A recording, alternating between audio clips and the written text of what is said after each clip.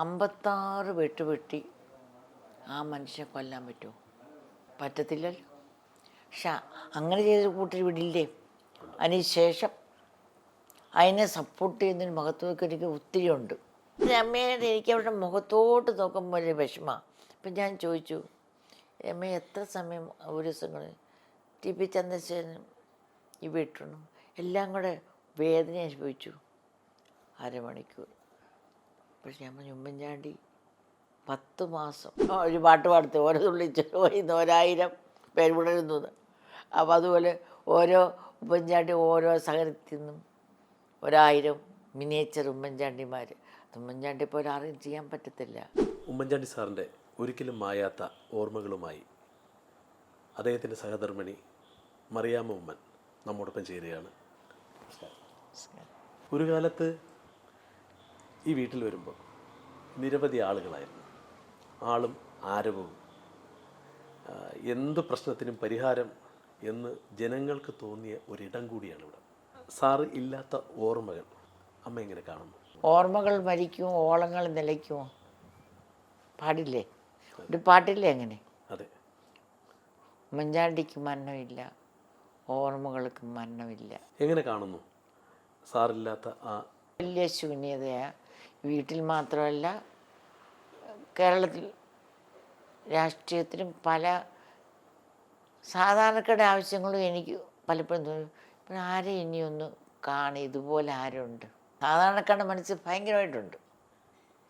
അത് ഇതുപോലെ കുഞ്ഞിൻ്റെ അടുത്ത് വരുന്നവരെ ഞാൻ കണ്ടിരിക്കുന്നത്, അവരൊരു കാര്യം നടന്നില്ലെങ്കിൽ തന്നെ ഒരു ആശ്വാസത്തിലാണ് പോകുന്നത്. ഉമ്മൻചാണ്ടി എപ്പോഴും ഒരു പോസിറ്റീവ് എനർജി ഇങ്ങനെ സ്പ്രെഡ് ചെയ്തുകൊണ്ടേയിരുന്നു. തീർച്ചയായിട്ടും കുടുംബത്തിനും അങ്ങനെ തന്നെയായി. ചാട്യങ്ങളില്ല, കമാൻഡില്ല, ഉപദേശങ്ങളില്ല, സൗമ്യത, ശാന്തത. എപ്പോഴും ആരെയും കുറ്റം പറഞ്ഞിട്ടില്ല. ഏറ്റവും വലിയ പൊളിറ്റിക്കൽ ഒപ്പോണൻ്റ് സരിതയാണല്ലോ ഇത് പറഞ്ഞ, അപ്പോൾ പോലും ഒരക്ഷരം പോലും വേണ്ടിയിട്ടില്ല, ഒരു കുറ്റപ്പെടുത്തലുമില്ല. അദ്ദേഹത്തിന് മുമ്പ് ഞാൻ ആരെങ്കിലും ന്യായമായിട്ട് കുറ്റപ്പെടുത്തിയാൽ അത് ഇഷ്ടപ്പെടുത്തുമില്ല. ഒരു കമൻ്റൊന്നും ഞാൻ പറയുന്ന ഉമ്മൻചാണ്ടിക്ക് ഇഷ്ടമല്ലായിരുന്നു. രാഷ്ട്രീയം വീട്ടിൽ സംസാരിക്കുകയില്ലേ? ഒരിക്കലും സംസാരിച്ചിട്ടില്ല മക്കളുമായിട്ടും. ഞാൻ ഇന്നത്തെ കാലം സമയം കിട്ടത്തില്ല. നമ്മൾ ഒന്നിച്ച് ഒരു ബ്രേക്ക്ഫാസ്റ്റ് ഉണ്ട്.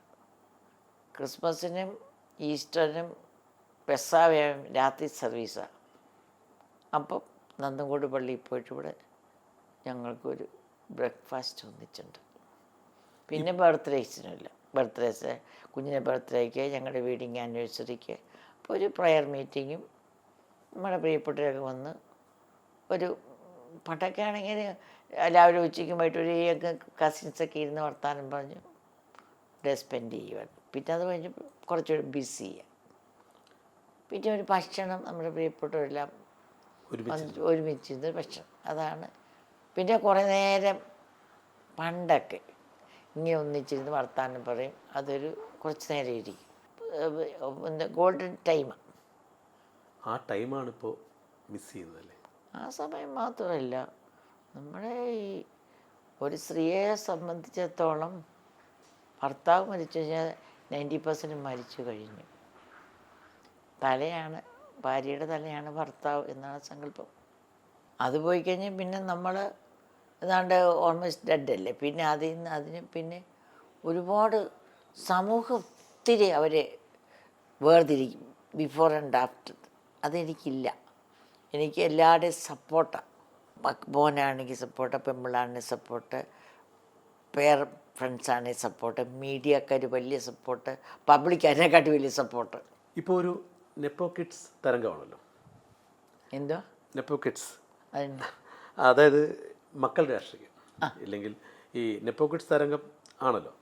അപ്പോൾ ഒന്നുകിൽ സിനിമാക്കാരുടെ മക്കൾ സിനിമാക്കാരിൽ പോകുന്നു, രാഷ്ട്രീയക്കാരുടെ മക്കൾ രാഷ്ട്രീയത്തിലെ മുൻനിരയിലേക്ക് പോകുന്നു. അത്തരം ഒരു സാഹചര്യം മകനെ രാഷ്ട്രീയത്തിൽ കയറ്റാൻ നിർബന്ധം എന്തെങ്കിലും കാണും? മക്കളുടെ രാഷ്ട്രീയം ഞാൻ രണ്ടാമത്തെ ക്വസ്റ്റ്യൻ വരാം. മക്കളുടെ രാഷ്ട്രീയം പറയുന്നു, അല്ലെങ്കിൽ സിനിമാക്കാരുടെ മക്കൾ സിനിമാക്കാരാകും. അവർക്ക് ചിലപ്പോൾ കഴിവുള്ള അച്ഛനെ കിട്ടിക്കാണും, ആ രീതി ട്രെയിൻ ചെയ്യാൻ അറിയത്തില്ല. പക്ഷേ ഒരു രാഷ്ട്രീയക്കാരനെ രാഷ്ട്രീയക്കാരൻ മകനൊരു ഒരു ആ രാഷ്ട്രീയത്തിലേക്ക് വരണമെങ്കിൽ പബ്ലിക് സപ്പോർട്ടോട് വേണ്ടേ? ഉമ്മൻചാണ്ടി ഒരിക്കലും മക്കളുടെ രാഷ്ട്രീയത്തെ അതിഭയങ്കരമായിട്ട് പേടിച്ചെന്ന് എനിക്ക് തോന്നുന്നത്. അത് മോന് നെഗറ്റീവ് സപ്പോർട്ടാണ് പുള്ളി കൊടുത്തിരിക്കുന്നത്. ഞാൻ കേട്ടിട്ടുണ്ട് പി സി വിശ്വനാഥൻ്റെയൊക്കെ അത് ഇലക്ഷൻ ഏത് വർഷമാണെന്നും എനിക്ക് ഓർമ്മയില്ല, 2000 ശേഷമാണോ എന്നറിയത്തില്ല. എൻ്റെ ചെവിയോട് ഞാൻ കേട്ടിട്ടുണ്ട്, കുഞ്ഞോട് ഞാൻ വഴക്ക് പിടിച്ചിട്ടുണ്ട്, ഇങ്ങനൊരു പിതാവിൻ്റെ പറയാവും ഏതവസ്ഥയിലും. അതായത് ഞാൻ കേട്ടതാണ്, ചാണ്ടിമോന് വോട്ട് കൂടിപ്പോലെ വിശ്വനാഥിന് വോട്ട് പോകണം. അതെൻ്റെ ഇന്നും എനിക്കൊരു അങ്ങനൊരു പിതാവ് പറയാവോ? പി സി വിഷ്ണുനാഥിനോട് കൂടുതൽ വാത്സല്യമുള്ളതായിട്ട് വാത്സല്യം ഉണ്ടായിരുന്നു, പക്ഷേ ഇങ്ങനെ പറയാമോ? കൊടുക്കരുത് എന്ന് പറയാമോ? അത് എന്തുകൊണ്ടാവാം? മക്കളെ പ്രോത്സാഹിപ്പിക്കുന്നത് വരുത്തരുത്. ഇന്ന് ചില രാഷ്ട്രീയക്കാർ, ഭരണത്തിലിരിക്കുന്നവരൊക്കെ തന്നെ വിദേശയാത്രകൾ ഒരുപാട് ചെയ്യാറുണ്ട്. അപ്പോൾ തൻ്റെ കുടുംബത്തോടും ഭാര്യമാരെയൊക്കെ കൊണ്ടുപോകുന്നു, അത് ചാനലുകളൊക്കെ വരുന്നു, വലിയ വാർത്തകളാവുന്നു, വിവാദങ്ങളാകുന്നു, ട്രോളുകളാവുന്നു. എന്നാൽ ഉമ്മൻചാണ്ടി സാറ് ഒരുപാട് വലിയ വേദികളിൽ പോകുമ്പോൾ അമ്മയെ കാണാറില്ല കൂടെ. അതെന്തുകൊണ്ടാണ്? കുഞ്ഞിന് എനിക്ക് വലിയ ആഗ്രഹമൊന്നുമില്ല. പിന്നെ ഞാനും ഭയങ്കര ബിസി ആയിട്ടുള്ള ആളാണ്. അപ്പോൾ അങ്ങനെ ആഗ്രഹമോ ആദ്യത്തിൽ എനിക്ക് ചെന്നു ഉമ്മൻചാണ്ടിയോട് സ്റ്റേജിൽ ഇരിക്കണമെന്നോ ഒരു മീഡിയ അറ്റൻഷൻ ഞാൻ ഒരിക്കലും ആഗ്രഹിച്ചിട്ടില്ല. ഒരു അവസരം കിട്ടിക്കഴിഞ്ഞാൽ അത് മുതലെടുക്കുന്ന ഒരുപാട് പേരുണ്ട്. കാണുമായിരിക്കാം. ഉമ്മൻചാണ്ടി കല്യാണത്തിന് മുമ്പ് ഞങ്ങൾ ഫോണിൽ കൂടെ ബന്ധപ്പെടുവാൻ, ഇതുപോലെ മൊബൈലൊന്നും ഇല്ലാത്ത കാലമാണ്. അപ്പം കെ കരുണാകരൻ മന്ത്രിസഭയിലെ മന്ത്രിയായിരുന്നു. അപ്പോൾ വിവാദമൊക്കെ വന്നു, അദ്ദേഹം രാജിവെച്ചു. കെ ആൻ്റണി പിന്നെ മന്ത്രിയോ. അദ്ദേഹം രാഷ്ട്രീയം എനിക്ക് ഒട്ടും അറിയാം. ഞാൻ പേപ്പറൊന്നും വായിക്കാത്തൊരു വ്യക്തിയെ തിരക്കി പിടിച്ച ഭയങ്കര ജീവിതത്തിനിടയ്ക്ക് ഒരു ദിവസം എന്നോട് പറഞ്ഞു, ഞാൻ നാളെ രാജിവെക്കാൻ പോകുന്നു എന്നോട് പറഞ്ഞു. ഞാൻ പറഞ്ഞു, അങ്ങ് പോട്ടെ മന്ത്രിസ്ഥാനം. അപ്പോൾ ഇത് പുള്ളി ഞെട്ടിപ്പോയി. പുള്ളി പറഞ്ഞ അയ്യോ ആണെന്ന് ചോദിക്കുന്നല്ല ഞാൻ വിചാരിച്ചത്. അത്രയൊക്കെ ഞാൻ കണ്ടിട്ടുള്ളൂ, എന്താ എനിക്കറിയത്തില്ല. മന്ത്രിയായിട്ടാണ് വിവാഹം കഴിച്ചത്. അപ്പോഴും ഞാൻ പറഞ്ഞു രാജിവെക്ക്. എപ്പോഴും കൂടെ ആൾ വേണമെന്നുള്ളൊരു ആഗ്രഹം. അല്ല, എനിക്ക് എൻ്റെ ഭർത്താവിനെ എനിക്ക് കിട്ടുന്നില്ല. ഞാൻ ഒരുപാട് സ്നേഹം അനുഭവിച്ച വീട്ടിൽ നിന്ന് വന്നൊരു വ്യക്തിയാണ്. എനിക്ക് ഏറ്റവും വലുത് സ്നേഹമാണ്. ഉമ്മൻചാണ്ടി ഒട്ടും സംസാരിക്കത്തില്ല. ഞങ്ങളുടെ വീട്ടിലെ സ്നേഹപ്രകടനമുള്ളൊരു വീട്ടിൽ നിന്നും അല്ല ഉമ്മൻചാണ്ടി വന്നിരിക്കുന്നത്. പിന്നെ കുഞ്ഞൊന്നും തിരക്കാം. ഞാനാദ്യമായിട്ട് കല്യാണിക്കുന്നത്, കുഞ്ഞു ആദ്യമായിട്ട് കല്യാണിക്കുന്നത്, നമുക്കറിയത്തില്ലല്ലോ. കുഞ്ഞൊന്ന് പറഞ്ഞാൽ മതി, എനിക്ക് മനസ്സായേനെ. പക്ഷെ പറയാതെ മനസ്സിലാക്കാനുള്ള ടീച്ചറും എനിക്കില്ല. ഞാൻ ആ രീതിയിലൊന്നും ചിന്തിക്കുന്ന ഒരു സ്ത്രീ ആയിരുന്നില്ല. ഒരു ഗ്രാമത്തിലുള്ള ഒരു നിഷ്കളങ്കയായൊരു പെൺകുട്ടി. അത് കൂടുതലും പ്രാർത്ഥനയും കാര്യങ്ങളുമായിട്ടും മുമ്പോട്ട് വന്ന സ്ത്രീ. പാർട്ടിക്കും ജനങ്ങൾക്കും വേണ്ടിയിട്ടായിരുന്നു ആദ്യം അദ്ദേഹം മുൻഗണന കൊടുക്കുക. രണ്ടാമതായിരുന്നു. തീർച്ചയായിട്ടും. നാല് ഭാര്യമാരായിരുന്നു അദ്ദേഹത്തിന്. ഒന്നാം ഭാര്യ പുതുപ്പള്ളി, രണ്ടാം ഭാര്യ മലയാളികളെല്ലാം, മൂന്നാം ഭാര്യ കോൺഗ്രസ്, നാലാം ഭാര്യ ഞാൻ. ജീവിതത്തിൽ പ്രധാനപ്പെട്ട നിമിഷങ്ങൾ വരുമ്പോൾ അദ്ദേഹം എന്തെങ്കിലും സമ്മാനങ്ങൾ തരാറുണ്ടോ? സമ്മാന പരിപാടി ഈ വീട്ടിലില്ല. ഓണത്തിന് ക്രിസ്മസിനൊന്നും പിള്ളേർക്ക് എന്തെങ്കിലും വാങ്ങിച്ചു കൊടുക്കും. ഒരു സമ്മാനമായിട്ട് ഇതിന് വാങ്ങിക്കുകയോ ചെയ്തിട്ടില്ല. ഒരു സർപ്രൈസും തരാറില്ല. ഒരു സർപ്രൈസ് അന്നൊന്നും ഇല്ല. ഇപ്പോഴല്ലേ ഈ സർപ്രൈസ് തുടങ്ങുമ്പോൾ. സർപ്രൈസ് മാത്രമേ റിയൽ ലൈഫിൽ ഒന്നുമില്ല. അത്ര വലിയ വലിയ വാക്കുകളൊക്കെ പറയും.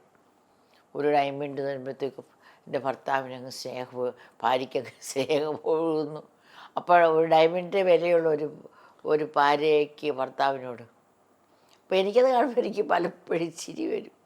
സമ്മാനം കൊടുത്തുള്ള ആ സ്നേഹത്തിന് എന്തെങ്കിലും ആത്മാർത്ഥതയുണ്ടോ? ഇല്ലല്ലോ. നിഷ്കളങ്കമായ കറകളഞ്ഞ സ്നേഹത്തിന് അങ്ങോട്ടും ഇങ്ങോട്ടും ത്യാഗമാണ്.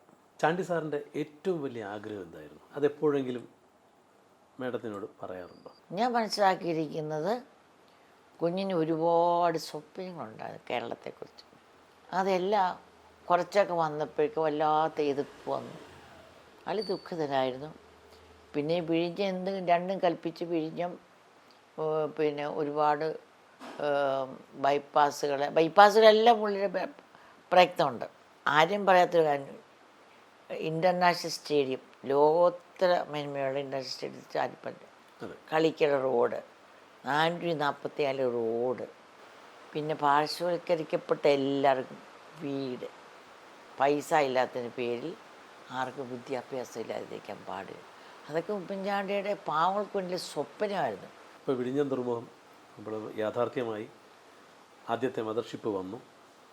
ഇതിന് തുടക്കം കുറിച്ചത് ചാണ്ടി സാറായിരുന്നു. തീർച്ചയായും. ഇന്ന് പക്ഷേ അതിൻ്റെ പിതൃത്വം ഏറ്റെടുക്കാൻ മറ്റ് രാഷ്ട്രീയക്കാർ വെമ്പൽ കൊള്ളുന്നു. ഒരു വിഭാഗം ആൾക്കാർ പിതൃത്വം തേടി വരിക, പക്ഷേ സാധാരണ ജനങ്ങൾക്ക് കണ്ടുകൊണ്ടിരിക്കുന്നത് അറിയത്തില്ലേ. ഇപ്പം നട്ടുച്ചയെന്ന് പറഞ്ഞാൽ 800 കോടി ജനങ്ങൾ, ലോകത്തുള്ള 800 കോടി ജനങ്ങൾ എഴുന്നേറ്റെന്ന് പറയാം. ഇന്നിപ്പോൾ സൂര്യൻ ഉദിച്ചു 12 മണിയായി. സത്യമാവോ? കാഴ്ചപ്പാടിൻ്റെ ഒരു വ്യത്യാസമുണ്ട്. ഉമ്മൻചാണ്ടി പറയാതെ പറഞ്ഞ് പഠിപ്പിച്ച് മാതൃക കാണിച്ചത് ഒരുപാട് ആറ്റിറ്റ്യൂഡിൽ ചേഞ്ച് എൻ്റെ വന്നിട്ടില്ല.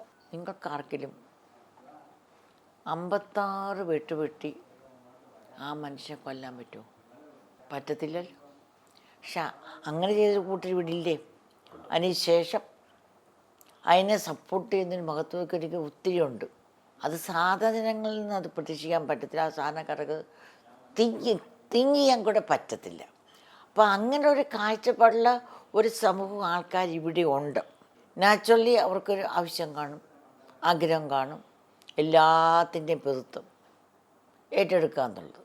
ആ KK രമ, ആ സ്ത്രീ എനിക്കിന്ന് ദുഃഖത്തോടല്ലാതെ ഓർക്കാൻ പറ്റത്തില്ല. ആ ഒരു കാഴ്ചപ്പാടുള്ള വ്യക്തികളെ. ആശയങ്ങൾ ഒരുപാടുണ്ട്. ഈ വെട്ടുനിരത്തലുകൾ പാടില്ല. വെട്ടുനിരത്തിപ്പോൾ ഈ കണ്ണൂരിൽ വെട്ടുനിരത്ത് എവിടെയുണ്ട്? എന്താ കണ്ണൂരുള്ളവർ നല്ല മനുഷ്യരും, അതാൻ്റെ സങ്കടം, നല്ല ആത്മാർത്ഥ്യമുള്ളവരാണ്. വിവാദങ്ങൾ ഒരുപാട് അദ്ദേഹത്തിന് പേറേണ്ടി വന്നു സരിത വിഷയത്തിൽ. അപ്പോഴൊക്കെ കുടുംബത്തിൽ നിന്നുള്ള സപ്പോർട്ട്, പ്രധാനമായിട്ടും അമ്മയുടെ സപ്പോർട്ട് എങ്ങനെയായിരുന്നു? അത് എനിക്കങ്ങ് ഉമ്മൻചാണ്ടിയെ കാണുമ്പോൾ അങ്ങ് കരച്ചിട്ട് വരിക. നിങ്ങൾക്കൊരു രഹസ്യം അറിയോ? ഉമ്മൻചാണ്ടി ഒറ്റയ്ക്ക് ഒരു മുറി കിടക്കത്തില്ല, പേടിയാ. ഉമ്മൻചാണ്ടിക്ക് പേടി ഒറ്റയ്ക്ക് ഒരു മുറി കിടക്കാൻ. പിന്നെ അങ്ങനെയുള്ള ആൾ ക്ലിഫ് ഹൗസ് ഫുൾ തുറന്നിട്ടിരിക്കുന്നു, ഒറ്റയ്ക്ക് ഒരു നിമിഷം ഇരിക്കാത്തൊരു വ്യക്തി. ആ വ്യക്തിയെക്കുറിച്ച് ഇങ്ങനെ പറയുമ്പോൾ ഏത് പുരുഷനെയും ഭയങ്കരമായിട്ട് വിഷമിപ്പിക്കുന്ന ഒരു കാര്യം ഈ സ്ത്രീ വിഷയമാണ്. പെർഫോമൻസിൽ അദ്ദേഹത്തെ തോൽപ്പിക്കാൻ പറ്റത്തില്ലെങ്കിൽ ഈ ഒരു വിഷയത്തിലാണ് ഒരുപാട് നാഷണൽ ലെവലിൽ ഇൻ്റർനാഷണൽ ലെവലിലൊക്കെ നടക്കുന്നത്. അപ്പോൾ ഉമ്മൻചാണ്ടിയെ സംബന്ധിച്ചിടത്തോളം എന്നോട് പറഞ്ഞിട്ടുണ്ട്, അതാരെങ്കിലും വിശ്വസിക്കും. പക്ഷേ അദ്ദേഹത്തിന് ഉള്ളിൻ്റെ ഉള്ളിൽ വിഷമം ഉണ്ടായിരിക്കും. പക്ഷേ ഒരു ദൈവിക നീതി എന്ന രീതിയിൽ അതെല്ലാം ശരിയായി. ക്രൈം ബ്രാഞ്ചുകാർ, പിന്നെ അത് കഴിഞ്ഞ് CBIക്കാർ അവസാനം പറഞ്ഞൊരു ഗൂഢാലോചന നടന്നിട്ടുണ്ട്. അത് എന്തുകൊണ്ട് അന്വേഷിക്കുന്നില്ല എന്നൊരു ദുഃഖം എനിക്കിപ്പോഴുണ്ട്. ഇന്ന് സത്യം മാത്രം അറിയാം, ആരെ ദ്രോഹിക്കാനൊന്നും ആഗ്രഹമില്ല. അന്ന് തിരുവനന്തപുരം സിറ്റിയെ അത് ഒരു കുഞ്ഞിൻ്റെ ഒരു ഷാർപ്പ്നെസ് അത് കാണിക്കുന്നത്. അപ്പോഴും ഞങ്ങളുടെ വീട്ടിൽ പ്രാർത്ഥന നടക്കുക, ഈ വളയുമ്പോഴും. അപ്പം ദൈവം ഒരു വഴി കാണിക്കും. പിന്നെ ഒരുപാട് കോട്ടോഴ്സ് എല്ലാം പ്രാർത്ഥിച്ചു അതിനെല്ലാം ഒരു വിജയം നമുക്ക് തന്നിട്ടുണ്ട്. അപ്പോൾ കേൾക്കുന്ന ന്യൂസ് എല്ലാം തിരിഞ്ഞു പോയി. അവർ തിരിഞ്ഞു പോയി. അതെങ്ങനെ? അവർക്ക് താമസിക്കാൻ പറ്റാത്ത രീതിയിൽ ഓഡിറ്റോറിയംസ് എല്ലാം അടച്ചു, കോളേജിന് അവധി, സ്കൂൾസിന് അവധി കൊടുത്തു, മറ്റേ സെക്രട്ടറിന് അവധി കൊടുത്തു. തിരുവനന്തപുരം മൊത്തം വൃത്തികേടാക്കി. അപ്പം അവർക്ക് തന്നെ പോകാൻ പറ്റാത്ത ഇവിടെ കണ്ടിന്യൂ ചെയ്യാൻ പറ്റാത്ത, പിന്നെ ആൾക്കാരിറങ്ങും, നാട്ടുകാരിളകും, അവരുടെ സ്വാതന്ത്ര്യത്തിലേക്ക് ഇവർ കൈയേറും. അപ്പോൾ നാച്ചുറലി അവർ തിരിച്ചുപോയി. അതാണ് നടന്നത്. അപ്പം പ്രാർത്ഥനയുടെ ദൈവം കേട്ടു. അപ്പോൾ കുറേ മീഡിയകൾ ട്രോൾ ചെയ്യുകയും ചെയ്തു. ഉമ്മൻചാണ്ടി സാറിൻ്റെ പ്രചരണത്തിന് അമ്മ ഇറങ്ങിയിട്ടില്ല, ഒരിക്കലും ഇറങ്ങിയിട്ടില്ല. എന്നാൽ മകൻ രാഷ്ട്രീയ മകൻ്റെ പ്രചരണത്തിന് ഇറങ്ങിയിട്ടില്ല. എന്തുകൊണ്ടാണ്? അന്ന് ഞാൻ ദുഃഖത്തിലാണ്. ഉമ്മൻചാണ്ടിക്ക് അതിന് മുമ്പേ എനിക്ക് ഉമ്മൻചാണ്ടി ആവശ്യപ്പെട്ട് എനിക്ക് തോന്നിയിട്ടുമില്ല പോകണു. ആദ്യമൊക്കെ പറഞ്ഞ് ഞാനൊരു രാഷ്ട്രീയ കുടുംബത്തിൽ നിന്ന് വന്നതല്ല. പിന്നെ രാഷ്ട്രീയത്തിൽ ഇലക്ഷൻ വഴക്കിയാൽ ഉമ്മൻചാണ്ടിക്ക് ഞാൻ തോന്നണേ ഞാൻ പറഞ്ഞു, എന്നോടൊന്നും പറഞ്ഞിട്ടില്ല. വല്ല പൊട്ടത്തിലൊക്കെ വിളിച്ച് പറയുമെന്ന് വിചാരിച്ചിട്ടായിരിക്കും അച്ഛനിപ്പം. പിന്നെ ആദ്യമൊക്കെ കൗണ്ടിങ് എന്ന് രാവിലെ പോകുമ്പോൾ എന്നോട് പള്ളിയിൽ പോയിട്ട് പോകത്തുള്ളൂ എന്നോട് പറയും. പിന്നെ പറഞ്ഞു ആദ്യത്തെ 2-3 ഇലക്ഷനൊക്കെ പറഞ്ഞിട്ടുള്ളൂ, പിന്നെ പറഞ്ഞിട്ടില്ല.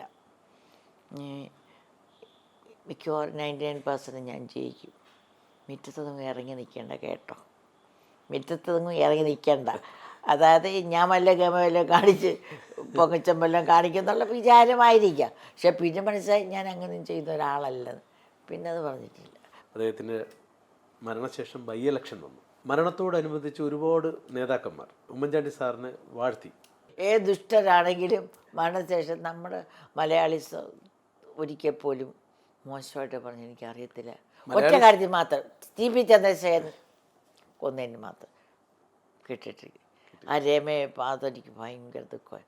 അവരുള്ളൊരു ഭാര്യയല്ലേ അവരെ അസംബ്ലി വെച്ച് പറഞ്ഞത്. രമയുടെ എനിക്ക് അവരുടെ മുഖത്തോട്ട് നോക്കുമ്പോൾ ഒരു വിഷമമാണ്. അപ്പം ഞാൻ ചോദിച്ചു, രമ എത്ര സമയം ഒരു ദിവസം TP ചന്ദ്രശേഖരനും ഈ വീട്ടണം എല്ലാം കൂടെ വേദന അനുഭവിച്ചു 1/2 മണിക്കൂർ.